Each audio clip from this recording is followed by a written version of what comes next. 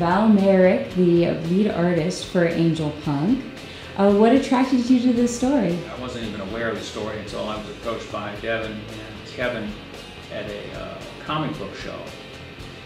They liked my work and they asked me to do some pre-production, I guess you could call it pre-production art for the upcoming film. I just became more aware of the project and just got more involved, more interested, and pretty soon I was part of the creative team, and that was that. What influenced your character designs for the book? Well, we talked about it a lot. I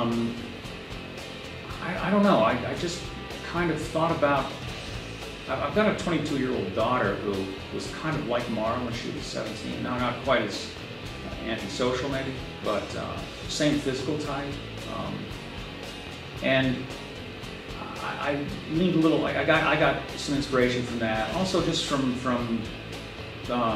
certain young women actresses, you know, you've seen in film. Scarlett Johansson was one that came to mind. What was it like working with first-time comic book writers? You know, I was trepidatious about that in the beginning. A lot of people have claimed to be able to write comics who come from other areas of writing and think they're just going to jump right into it and it's going to be great. And it's not always. But these guys had really done their homework. And the script, with the exception of just me having to make a couple of adjustments in terms of how many panels per page, the scripts are very, very easy to work from. I guess it's their film background that really helps there, because they understand that comics is a visual medium as well as a literary one. You're working with two other veteran talents. You got Bob Wyasek on inks and Tom Wojciechowski doing the lettering. Have you worked with either of those two before? Oh, geez, I think Tom's inked or lettered quite a few stories I've done in the past. Bob inked one of the first stories I ever did when I got into comics back in the mid-70s.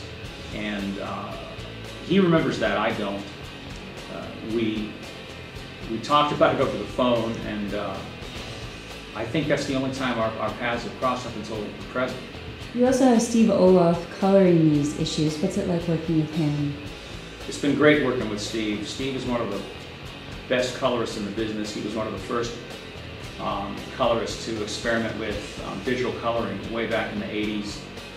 And I had met Steve years ago in New York when he was actually an assistant for another well-known comic book artist, Howard Chaykin, and Howie was kind of grooming Steve to color the stuff that he was drawing. And since then, Steve has really achieved a great deal in terms of you know, applying color to comic books specifically. He's got a terrific repertoire of techniques and a great palette, and there's pretty much nothing that he's done wrong at this point. I mean, he can do no wrong. He comes up with coloring ideas that I would, like whenever I draw something, I think, you know, if I would color, how would I do that?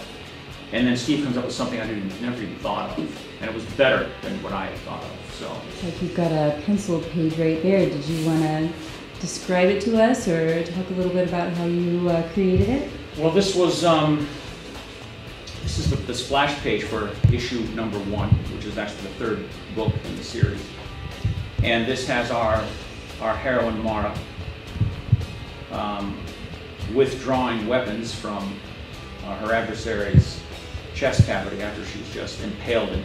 And in terms of just analysis of this, I chose a low angle on the page for dramatic, you know, just for dramatic effect. 2 reasons that I just thought would just be more striking visually, to show the shock and the disbelief on the face of the dead guy.